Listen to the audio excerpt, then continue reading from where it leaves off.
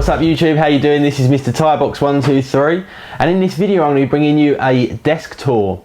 So probably the most common question I get, or probably the top 3 questions that I get are, will you do a room tour, will you do a desk tour, and then probably the third most popular question would be, will you tell me what exactly you do on all of those 6 monitors that I've got behind me.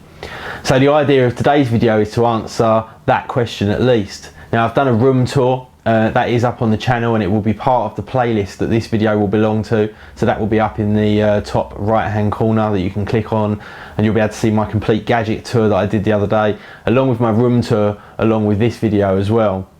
And what I'm going to go through today in this desk tour is not only some of the things that I kind of commonly keep on my desk, but also what I do with these 6 monitors on a day-to-day basis.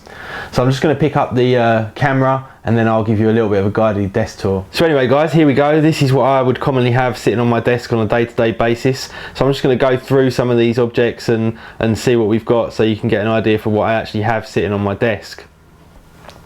So if we start off here, we've got my iPad. You can see me, hi. Typically have this laying around to kind of maybe do some quick surfing outside of the computer, or take it away with me if I want to go and sit in the living room or something like that. Read magazines on it, use Twitter on it, various other bits and pieces as well. I always have it lying around because it's just so easy to kind of pick up and move around with you. I've got my D7000 there, which literally just goes everywhere that I go. And then I've got this tiny Leatherman Squirt, it's called Squirt S4, which is just a kind of little multi-function knife with a little sort of screwdriver and things like that, which just comes in kind of handy on a sort of day-to-day basis. Next to that I have my 2 sort of docks, if you like. One of them is filled up with my iPhone 4S 64 gig, and the other one I usually have my iPhone 3GS in there, which I usually have some kind of developer beta on just to try it out, but at the moment there's not much in the way of major releases for iOS, so that's just kind of sitting empty. Next to that I've got my Xbox 360 Elite, which is actually connected up to the top right hand monitor here, and on the very odd occasion that I do play games on the Xbox, this is how I use it. I just turn it on here, comes up on the monitor, and away we go. Sort of hanging out here, and normally it's actually quite straight because I'm a bit of a stickler for angles and symmetry, is this tiny little, I think it's called a Kingston Mobile Lite G2, and it's just a multi-card reader for putting your SD card into, or any kind of memory card whatsoever. It's very small and kind of compact, and you know, you can just unplug it, take it away with you wherever you want to go. Works as well as it needs to. Haven't got any complaints. Pretty good thing. Only cost about sort of £10 or so. On the base of my middle Apple Cinema display, I've got the Apple trackpad. Occasionally I use it, but very more often than not I don't. I'm just not that keen on it when you've got such a large area of real estate with all these monitors. It's very difficult to kind of keep swiping all the time. So for me, I tend to use my Magic Mouse. Definitely the best mouse I've ever owned. I absolutely love the Magic Mouse, love the gestures you can do on it. Absolutely fantastic. And then next to that I've got my full size wired Apple keyboard. I do have a wireless keyboard as well, but I just don't like it. I don't like not having the kind of extra bit that you have here. In fact, my keyboard looks extremely dirty there, but yeah, I just don't like not having that extra bit. I use this keypad all the time, as you can see by the dirt on it. So yeah, love that Apple keyboard. I can't ever imagine myself using any other kind of keyboard, but there you go. Sitting next to that, we've got my Sky HD box. This tends to be running throughout the day, and I just usually have some kind of news on the channel here, usually football news, Sky Sports news. As you guys know, I'm a massive Arsenal fan, as you can see here. So yeah, I typically have that running up there in full HD on that Dell monitor. Don't often have the sound on unless I'm watching something, but I just like to kind of have some kind of news going on in the background. If we just go down a level here, I've then got the BlackBerry Bold 9900 that I did the unboxing of shortly ago, and if I can get that out, you can see it there. Using this quite a lot at the moment, just so I can bring you guys a review at some stage in the not too distant future. And then sitting next to that, I've been using this fairly regularly as well, and this is the BlackBerry Playbook. I actually left this out of my gadget tour, but yeah, I'm kind of using it. It's quite nice because it just sort of sits in between the level and the size of the iPad and the iPhone. In fact, if I lay them on top of each other, you can see it's almost half the size exactly of the iPad 2. And it's just kind of nice to use something different. So yeah, I have been using that quite frequently and playing around with that. The cameras on it are actually pretty fantastic as well, which is quite strange, but there you go. And then sitting here on the kind of stand of my my left-hand cinema display, I've got my Sky HD remote there for watching all of the Sky HD channels and Sky channels in general. And then I've got my remote for my Logitech surround sound system, which there was also an unboxing of on the channel as well. And then sitting next to that, I've got my V-Mode crossfade headphones. Again, I have done a review and an unboxing of these. Absolutely fantastic headphones. Really like those headphones. They kind of follow me around wherever I go. And then just sitting here next to the Playbook, I've got my Blue Yeti microphone, which is absolutely fantastic.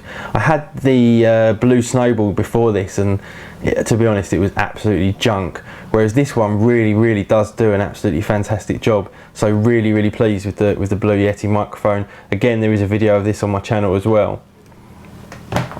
Sitting directly next to that is the control unit for my Logitech sound system, plugged in, as you can see there, via an optical cable. And that obviously is my complete surround sound system that I use to control everything. Now, if I just touch a button here, what I'm going to do is I'm just going to run you through what I tend to use all 6 of these monitors for. Now, we've covered off the top left-hand one here. This is the Sky one that I use. I can actually just press a button to change the input, and then I can have all 6 monitors, but typically that just stays on my Sky channels. Now, sitting down below here is where I generally have all of my remote desktop sessions to any kind of remote customers that I might want to be connecting to, or just to my day-to-day RDP connection to the Windows machine, which I like to use just for certain applications and for certain things that I need to do. So that one is typically taken care of by having various sort of Windows sessions open onto to remotely control Windows machines as part of my job. On the middle monitor, this one really kind of does a whole bunch of different things. It's literally whatever I'm kind of actively working on at any one time. So we can see at the moment I've got Final Cut Pro 10 open there. And in fact, if I just highlight that, you'll see part of what I use the top screen for. So up in the top screen, I tend to have kind of monitoring going on for my actual machine, so I can see like my network bandwidth, my disk utilization, disk IO, IOPS, memory, all that kind of stuff. See which processes are taking up which amount of memory and processor. And then next to that, I actually have the management tasks for Final Cut Pro sitting up there, so when it's kind of processing away, I can exactly see what it's doing, how long it's going to take to render, and exactly what the background tasks are doing.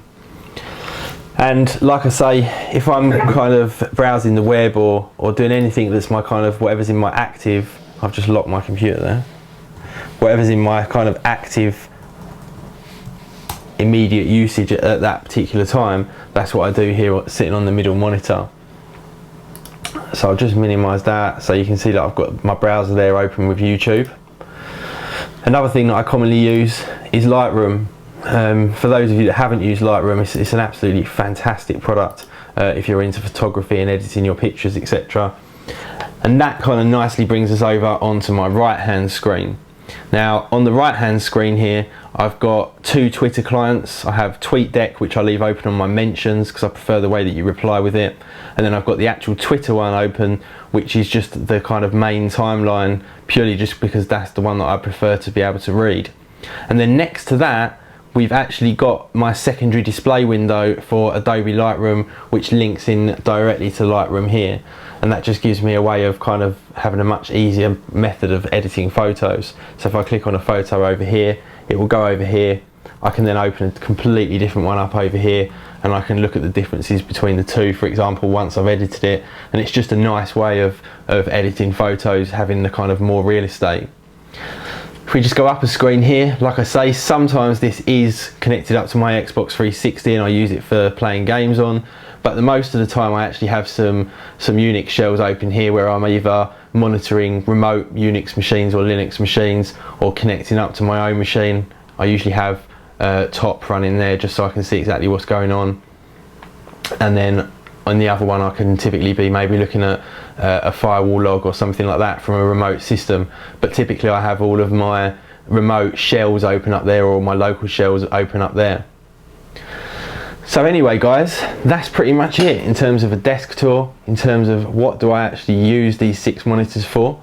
Now, I mean, I could do all of this on one monitor, I could do all of this on 2 monitors, but it's just so much nicer to have an instant reflection of everything that you're doing rather than having to tab in between individual applications.